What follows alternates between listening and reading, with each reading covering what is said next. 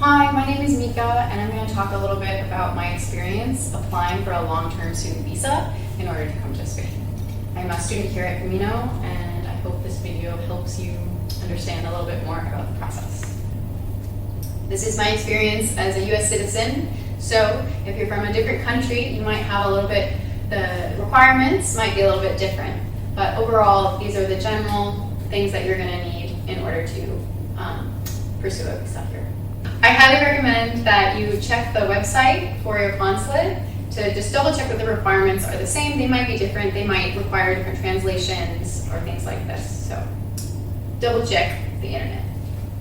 This is a guide, more or less. You can find this online through your Spanish consulate that is closest to where you live in the United States. But if you're from a different country, it's likely that these requirements, these documents that you're going to have to present to your consulate will be very similar, because this is the regulations and the requirements set by the Spanish government.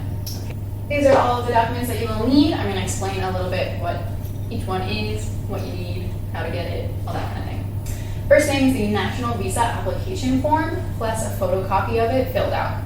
You can find that form on the consulate, like if you Google Spanish consulate, United States, or like if you put Spanish consulate, California, San Francisco, whatever, wherever you live, you put your city, you'll find what consulate you need to go to. It might be in a different state. You might need to go to Florida if you live in South Carolina, because there's not a consulate in every single state, but they will say what the jurisdiction is, and depending on where you live, what city you live in. Okay. So you fill out that form, print it out, fill it out, and then make a copy, make a photocopy. Second, your passport and your ID. Passport, United States passport, you take a photocopy of the page with your information on it, your photo, all that, and then an ID. Usually I use my California state driver's license, that works. There are other options as well that you can find on the website. 2 passport size photos. You can go to a copy store, take a picture of yourself. They'll do it there. You can pay for somebody to do it. There's also like online web services that will edit photos to make them look like passport, to cut out the white background, all that stuff. School acceptance letter and copy. Basically, you can just email Camino, say, hey Camino, I want to go study at your school for this amount of time. 6 months will qualify you for a long-term visa. So you can email Camino, say, I want to be here for this amount of time. They'll ask you to pay the fees. So once you've paid your course fees, Camino will send you this form, the school acceptance letter. It'll say all the things that the government is expecting to say in the form, so you don't have to worry about that one too much. Next, you need your intended flight itinerary. It's recommended that you don't buy your flight before you have your visa in your hands, but they need that intended flight itinerary so they know when your intention starts to be in Spain. Okay?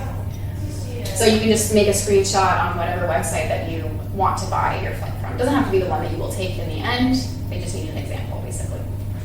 Number 6, evidence of funds. You need to show that you have enough money to support your life here in Barcelona for the duration of your stay.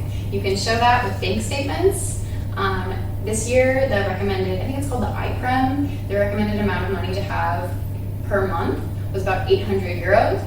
And so that's about $1,000 US. So you have to show that you have that money so that the Spanish government knows that you're not going to end up on the street or anything like that. Okay, you just show that you can take care of yourself here. You're also going to need health insurance. It can be private or public, but it needs to be a Spanish company. There's a few that have been recommended by Camino. There's one called Asisa, Sanitas, and Adislas. So you just need to look for one online. You can usually buy the insurance online before you come here. You need to have it paid for before you apply for your visa. Okay.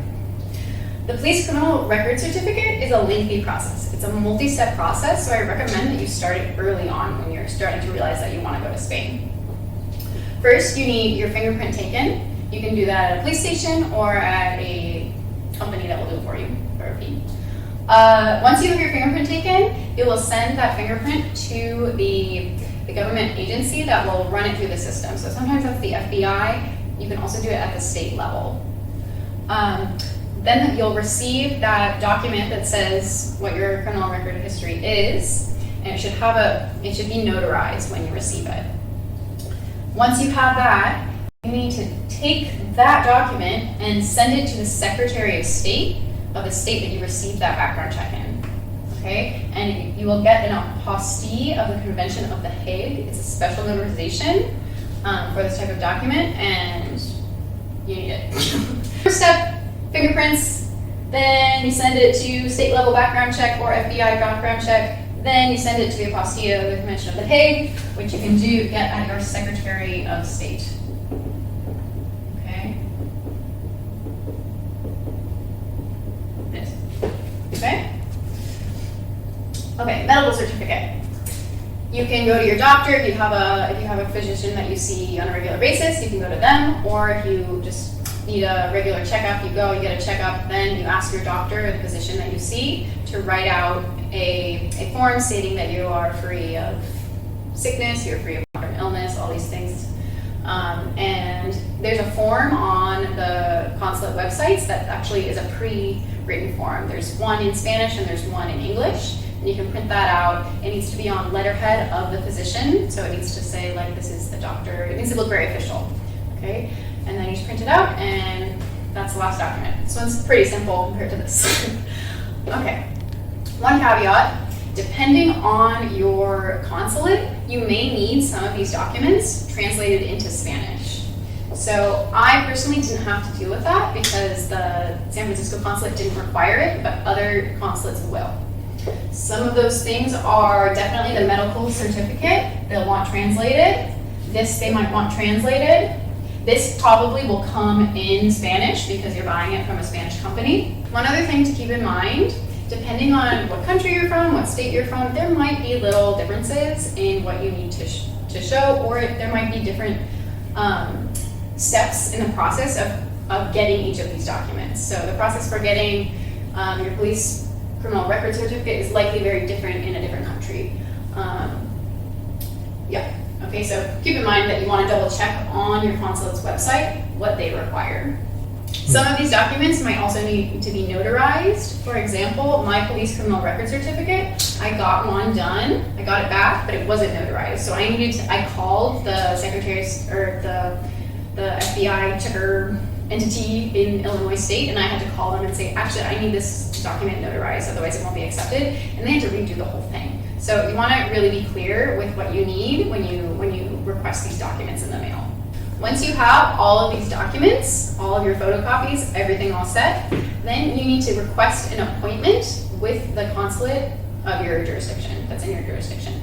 So it depends on what consulate you use, especially with COVID. Some of the regulations have changed. So for example, I was able to do this through the mail. I just sent all my documents in with the application fee, my passport, my ID. I had to send all of those official things in the mail. So that's a little scary, but it came back, everything worked out.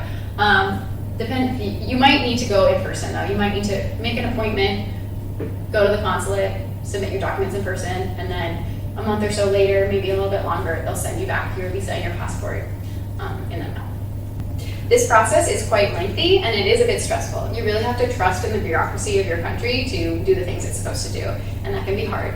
I recommend that you just stay patient, and if you're doing this process, it means you really want to come to Spain, and it will all work out. Okay, you gotta keep your hope alive, trust the bureaucracy, and once you have your visa, once you get here, you're gonna be like, wow, this whole process totally worth it. If you have any questions about the visa process, you can email Camino Barcelona, and we will be happy to help you with any of your questions, any of your doubts, and help you realize your dream of coming to Spain.